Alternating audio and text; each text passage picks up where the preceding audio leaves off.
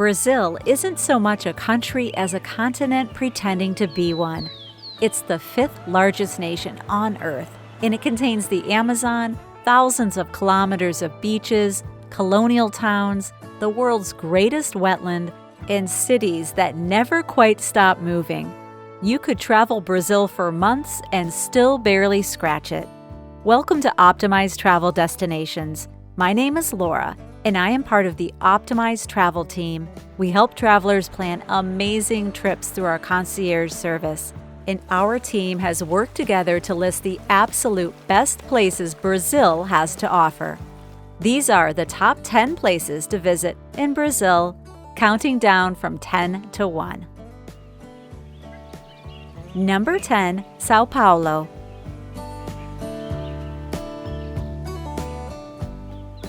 São Paulo is the biggest city in the Southern Hemisphere, a vast concrete sprawl in the southeast of the country. This is the culinary capital of South America, with everything from world-ranked restaurants to the biggest Japanese community outside Japan. The street art scene is extraordinary, especially around Vila Madalena, and the nightlife runs until dawn. My favorite thing about São Paulo is that it doesn't perform for tourists at all. You're just dropped into the real roaring engine of Brazil. It's a year-round city and it rains often, so it doesn't much matter when you come. I'd give it 2 nights, built around eating and 1 long night out. Number 9, Paraty.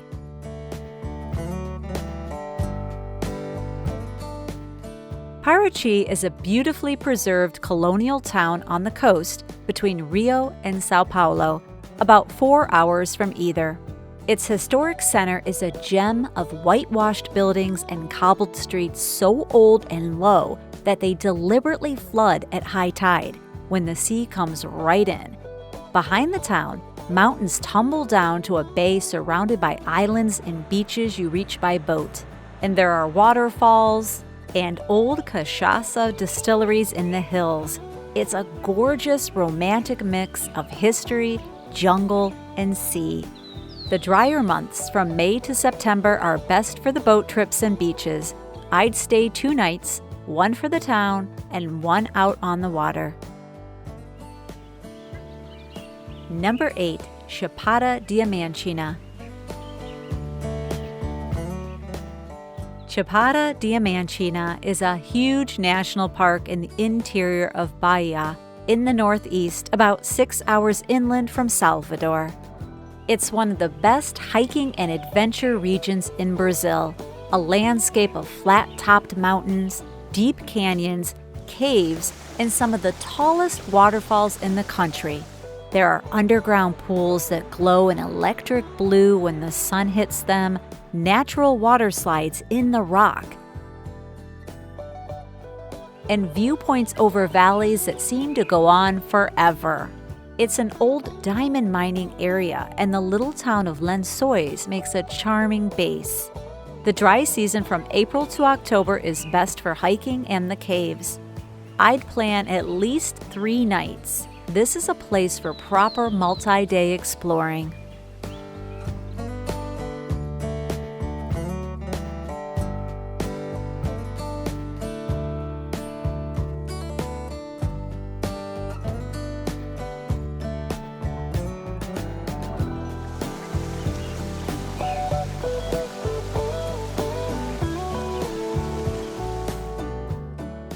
Number 7, Bonito. Bonito is a small town in the state of Mato Grosso do Sul, in the center-west of Brazil, and it's the country's ecotourism capital. The whole area sits on limestone, which filters the water until it's astonishingly clear. And the star attraction is snorkeling and floating down crystalline rivers where you drift among fish in water so transparent it barely looks real. There are also enormous sinkholes, blue water caves, and waterfalls. It's a carefully managed place and kept pristine. The clearest water is in the drier months from roughly April to September. I'd give it 2 or 3 nights and book the popular tours in advance since spots are capped. Number 6. The Pantanal.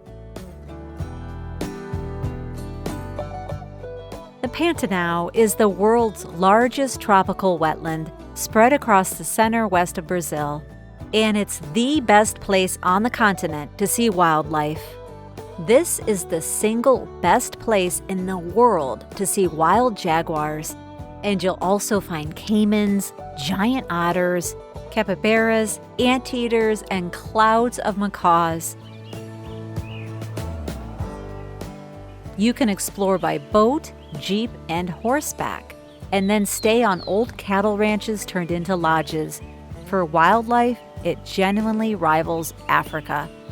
The dry season from July to October concentrates the animals around water and offers the best jaguar sightings. I'd plan at least 3 nights at a river lodge in the north. Number 5. Lençóis Maranhenses. Lençóis Maranhenses is a national park on the northeast coast in the state of Maranhão, and it's one of the most surreal landscapes on the planet. Picture a vast desert of brilliant white sand dunes stretching to the horizon, except that between the dunes sits thousands of crystal clear rainwater lagoons colored turquoise and green. For a few months each year, the rain fills them up, and you can hike over a dune and dive straight into a freshwater pool in the middle of what looks like the Sahara. Timing is everything here. The lagoons are full and most spectacular from roughly June to September. Stay 2 or 3 nights based in the town of Barreirinhas. Number 4. Salvador. Salvador is the capital of Bahia on the northeast coast, and it's the beating heart of Afro-Brazilian culture. The old town, the Pelourinho, is a UNESCO-listed maze of brightly colored colonial buildings, Baroque churches, and cobbled squares set on a bluff above the bay. But Salvador is really about its living culture. This is the home of capoeira, the martial art dance, of a rich Afro-Brazilian religious tradition, and of some of the best music and street celebrations in the country. Drumming seems to spill out every corner. The food is a huge draw, too. Bahian cuisine, with its coconut, seafood, and bold African influences, is the most distinctive in Brazil, and eating a acarajé from the street stall is essential. If you can time it for Carnival, Salvador's is the biggest street party on earth. It's warm year-round, with more rain from April to July. I'd give it 3 nights and spend at least 1 evening just following the music through the old town.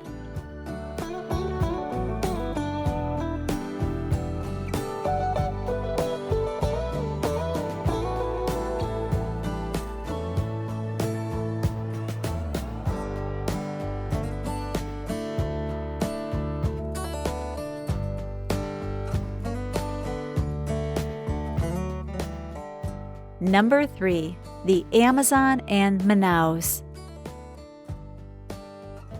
The Brazilian Amazon covers the entire north of the country, and the gateway to it is Manaus, a city of 2 million people improbably plonked in the middle of the rainforest, reachable only by boat or plane.